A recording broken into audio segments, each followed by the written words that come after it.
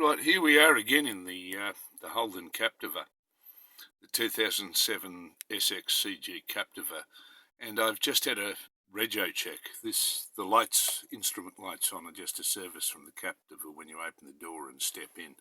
Two, actually, as you can see out the front there, here they've just gone out, the lights there. Yeah, that switches them on again, and what this is the Captiva system here. Like I said, I had a registration check. And up in the right hand corner there was a flashing light that was sat there constantly. When it first switches on, it flashes a bit and then stays on. And that was related to the airbag. Apart from that, the check engine light and various other lights there.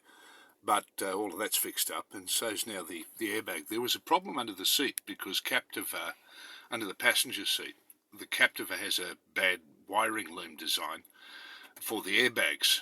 And so if people put their shopping or little kids or stuff get under the seat, that they can very easily interfere with the wiring loom in there. And so I had a bit of a rummage under there and played with the connectors, and now the light goes out. So that's the only thing that was on the white list to me from the guy that checked it for registration. And so this thing's now all working, so we can start this thing up. We can switch it on and all the lights are on like that, and you can see that in the top right corner's flashing. Right, now that's gone out now. That was the airbag light. So the light in the centre there, the red light down the bottom centre, that's the seat belt light.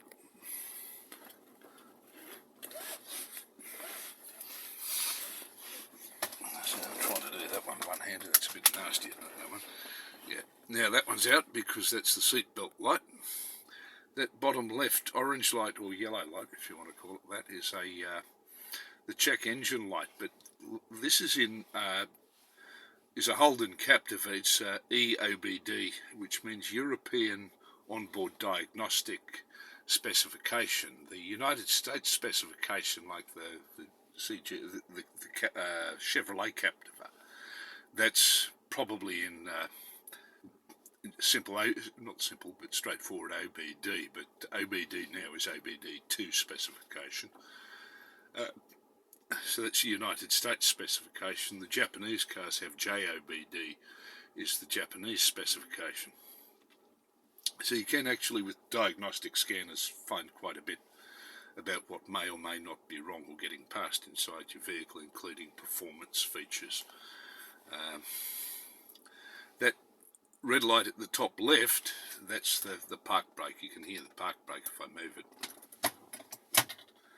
Right there, that's off, the park brake's off, park brake's on. So there's the red light to that. So let's start it up, or the battery will run down. So all of that's a second round of lights. Yeah. Airbag lights out, seatbelt lights out. The only light is the park brake light up there. In fact, the check engine just went out. The check engine was on earlier.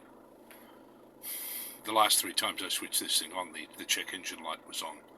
So even the check engine light is out now. I've just got a park brake light. Now I'll need to get my key out, because over where the transmission lever is, there's a little slot, so you're not going to be able to see anything for a moment or two. While I put this into the slot, because I'm going to use my right hand to unclip the transmission lever so I can get it into gear. Yeah. Right, we're in gear now. Right, and there goes your car. This is a busy industrial road, this one. I'll put it into neutral. Yeah, that was in reverse for a moment, but it's in neutral for now. Put my foot to the brake, let the park brake off. Right, so we're nearly ready to roll, and you can see that this thing now has no warning lights on it whatsoever. That was a pity that hadn't been thought of and remembered, because I knew something about the airbag light a while back.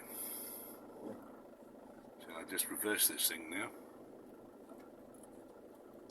There's nothing behind me. Best I put on the headlights, so I have the parking lights on. I've got the headlights on. That's a bit close in front of the face, but it's a bit easier. Just reach through here, put that on. Take this for a little bit of a swing, and you can see that it wins its point. Yeah, it's got power steering too.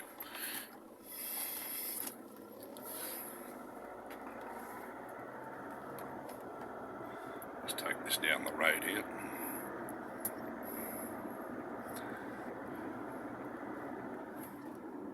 We're doing over 40, we come back down.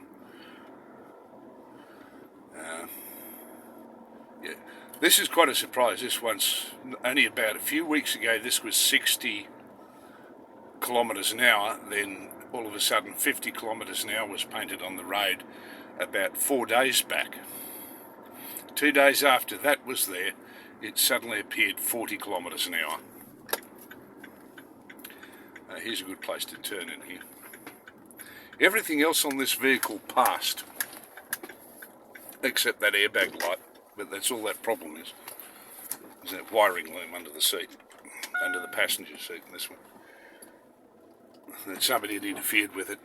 Probably a piece of shopping, probably children, I don't know. Yeah, the guy I bought it from had children. Whoops. There. One-handed garbage. Yeah, you can hear it kick now. Hey, down again. Oi. Yeah, it's so easy to go over 40. Jeez.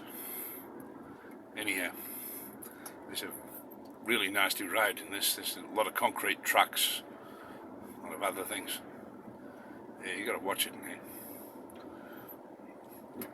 It's pretty predictable though, right now. This is what it's like after hours. That you get cars go through, and you get the odd cement trucks go through.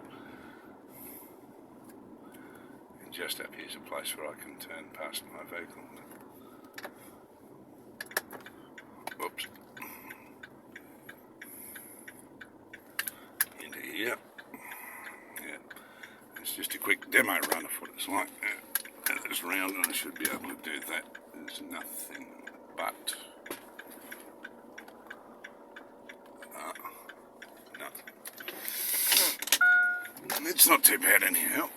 And I'll get out of it. Here's a cement truck. This is great, this. Look. There we go.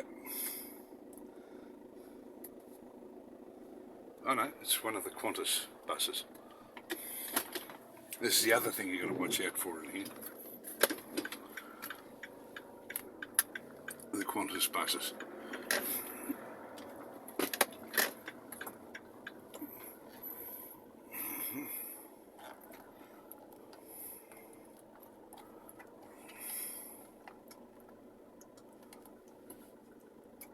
There it is. So, a bit of a blurry video, but I'll see if it makes its way into here.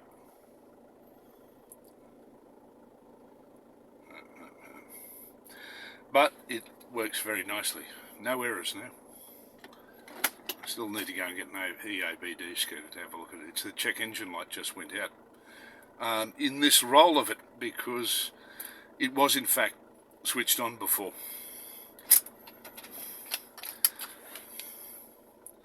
And that's the seatbelt light has come on because I've taken my seatbelt off. We've also got the park brake on, but that's all that warning is.